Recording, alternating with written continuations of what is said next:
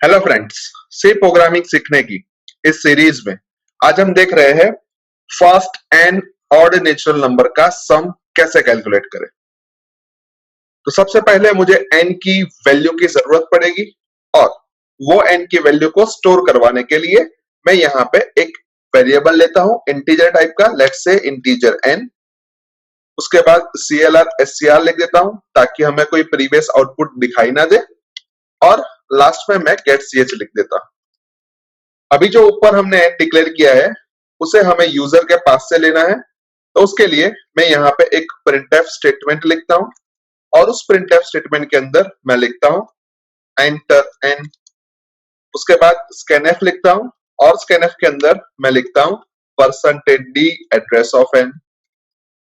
अभी natural number की शुरुआत 1 से होती है और 1 हमारा ऑड नंबर है, तो इस केस में भी हमारा स्टार्टिंग 1 से ही होगा। अभी हम सोचते हैं कि n की वैल्यू 5 है, यानी कि हमें फर्स्ट 5 नेचुरल नंबर का सम कैलकुलेट करना है। तो सबसे पहला ऑड नंबर है 1, उसके बाद 3, उसके बाद 5, उसके बाद 7, उसके बाद 9। यानी कि यहाँ पे हमने 5 ऑड नेचुरल नंबर्स लिख दिए हैं। अभी हमें उसका सम कैलकुलेट करना है, तो सम को स्टोर करवाने के लिए यहाँ पे मुझे एक सम नाम के वेरिएबल की जरूरत पड़ेगी। अभी सम की वैल्यू कुछ नहीं है, तो हम उसके अंदर 0 रख देते हैं। अभी सम के अंदर हम 1 ऐड करते हैं तो 1 हो जाएगा हमारा सम। अभी हमारा सम 1 है और उसके अंदर हमें 3 ऐड करना है, यानी कि हमारा सम 4 हो जाएगा। उसके बाद हमारा सम 4 है और उसके अंदर हम 5 ऐड करते हैं तो हमारा सम 9 हो जाएगा। उसके बाद हमारा सम 9 है और उसके अंदर हम 7 ऐड कर रहे हैं तो हमारा सम 16 हो जाएगा। अब हमारा सम 16 है और उसके अंदर हम 9 ऐड कर रहे हैं तो हमारा सम 25 हो जाएगा। अभी यहाँ पे हम देख सकते हैं कि सभी जगह पे हमने पुराने सम की वैल्यू के अंदर ऑड नंबर ऐड किया है, लेकिन फर्स्ट केस में हमने ऐसा नहीं किया है। तो हमें एक कॉमन इक्वेशन बनाने के लिए उसको भी वैसे लिखना पड़ेगा। तो उसके लिए मैं यहाँ पे लिखता हूँ 0 + 1 = 1। यानी हमने जो इनिशियल सम की वैल्यू ली थी वो 0 थी और उसके अंदर हमने 1 ऐड कर दिया और हमें 1 आउटपुट के तौर पे मिला। यानी कि हम देख सकते हैं कि यहाँ पे हमने सम के अंदर ऑड नंबर को ऐड किया है और वो टास्क हमने 5 टाइम्स किया है, यानी कि यहाँ पे हमें लूप की जरूरत पड़ेगी। तो इसीलिए मैं यहाँ पे फॉर लूप लेता हूं और फॉर लूप के अंदर सबसे पहले हमें इनिशियल स्टेटमेंट की जरूरत पड़ेगी। अब यहाँ पे हम देख सकते हैं कि हमारे ऑड नंबर की शुरुआत 1 से होती है और इसी वजह से मैं यहाँ पे इनिशियल स्टेटमेंट के अंदर i = 1 लिखता हूं।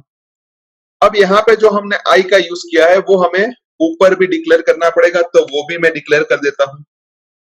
उसके बाद फॉर लूप के अंदर हमें कुछ कंडीशन रखनी पड़ती है, लेकिन कंडीशन अभी हम सोचते नहीं है, उसको हम वैसे ही अभी छोड़ देते हैं।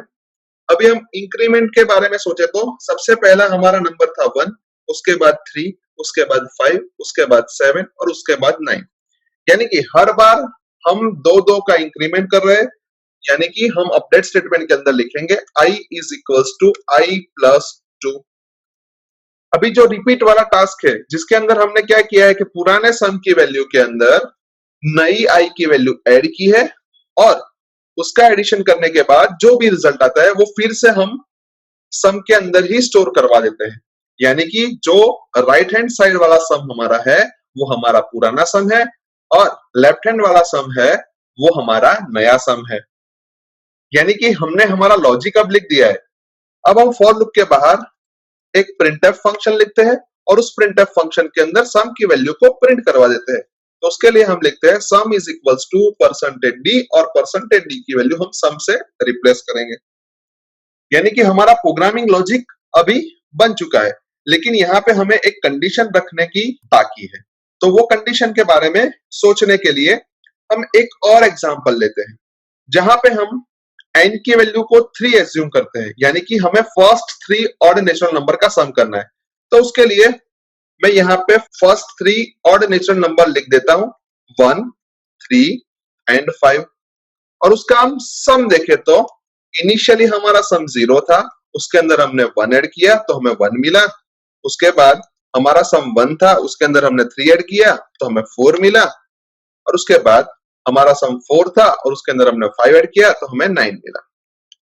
अभी हम यहाँ पे देख सकते हैं कि जब हमारे n की वैल्यू 5 थी तब हमारे i की मैक्सिमम वैल्यू 9 हुई। यहाँ पे हमारे n की वैल्यू 3 थी तो उस केस के अंदर हमारे i की वैल्यू 5 हुई। अब यहाँ पे हमें एक कॉमन कंडीशन के बारे में सोचना है, तो उसके लिए मैं यहाँ पे i की वैल्यू को 5 की जगह पे 6 तक ले जाता हूं, क्योंकि 5 के बाद वाला ऑड नंबर 7 है, तो हम i की वैल्यू को 6 तक भी ले जाए तो कोई दिक्कत नहीं है। अभी इस केस के अंदर हम सोचे तो 9 के बाद वाला जो हमारा ऑड नंबर है वो 11 है, यानी हम i की वैल्यू को 10 तक भी ले जाए तो कोई दिक्कत नहीं है। अभी हम देखें तो जब n की वैल्यू 5 थी तब i की वैल्यू मैक्सिमम 10 तक जाती है, और n की वैल्यू 3 थी तब i की वैल्यू मैक्सिमम 6 तक जाती है। यानी हम ऐसा बोल सकते हैं कि i की वैल्यू हमेशा 2 इंटू n से बढ़नी नहीं चाहिए। तो इसी वजह से मैं यहाँ पे लॉजिक में लिखता हूं कि i की value should be always less than 2 into n। अभी यहाँ पे हमारे प्रोग्राम का पूरा लॉजिक आ चुका है, तो हम उसको सेव कर देते हैं। उसके बाद कंपाइल करते हैं। कंपाइलेशन में कोई भी एरर नहीं आई, इसी वजह से प्रोग्राम को रन करके देखते हैं। जहां पे मैं n की वैल्यू 5 इंसर्ट कर रहा हूं तो मुझे आउटपुट के तौर पे 25 मिल रहा है, जो कि परफेक्टली सही है, क्योंकि हमने ऑलरेडी मैन्युअल चेकिंग कर ली है कि जब हम n की वैल्यू 5 इंसर्ट करें तब हमारा सम है वो 25 आना चाहिए, और हमें 25 मिल रहा है। अब सेकेंड टाइम मैं n की वैल्यू 3 इंसर्ट कर रहा हूं तो हमें आउटपुट के तौर पे 9 मिलना चाहिए, जो हम चेक कर लेते हैं। तो यहाँ पे मुझे आउटपुट के तौर पे 9 मिल रहा है, जो कि परफेक्टली सही है। एक और बार प्रोग्राम को रन करते हैं, जहां पे मैं n की वैल्यू 10 इंसर्ट कर रहा हूं और मुझे आउटपुट के तौर पे 100 मिल रहा है, जो कि परफेक्टली सही है। अभी n इज इक्वल टू 10 के लिए हमने मैन्युअल ट्रेसिंग नहीं किया है, लेकिन हमने आगे वाले दो केसेस के अंदर यानी n इज इक्वल टू 5 और n इज इक्वल टू 3 के लिए मैन्युअल ट्रेसिंग किया है। तो आप अपने आप इसको ट्रेसिंग करके समझ सकते हो कि हमने जो कोड लिखा है वो वर्क कर रहा है या नहीं कर रहा है। सो आई होप कि आपको इस प्रोग्राम के अंदर अच्छी तरीके से समझ आ चुकी होगी। आज के वीडियो में बस इतना ही। नेक्स्ट वीडियो में फिर से मिलेंगे। Thank you very much.